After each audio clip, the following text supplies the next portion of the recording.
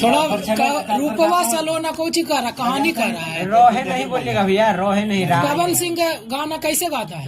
थोड़ा मिठास लाओ आवाज में। स्लो गाना है। अरे रूपवा सलोना हे धनिया हो, मन करे निहारत रही। कहिए कैसे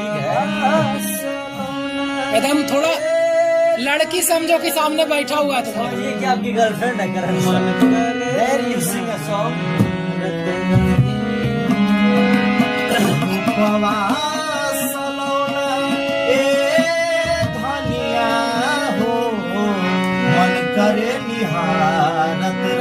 अस्थाई अस्थाई एकदम बहुत बढ़िया।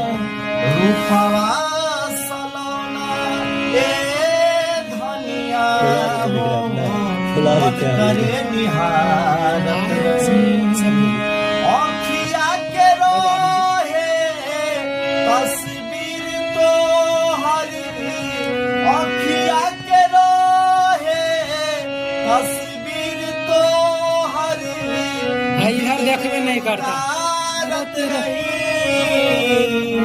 रूपवा सलोना ए धनिया हो, मन करे निहारत रही।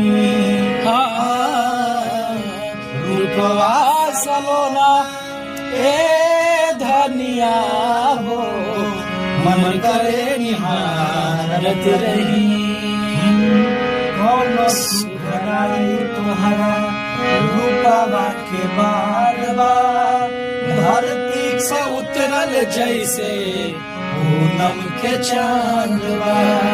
कौन सुखराई तुम्हारा रूपवा के बारवा, धरती पर उतरल जैसे पूनम के चांदवा।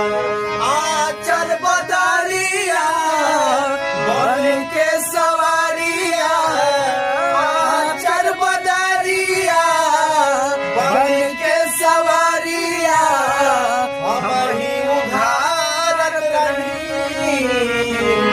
रूपवा सलोना ए धनिया हो, मन करे निहारत रही। रूपवा सलोना ए धनिया हो, मन करे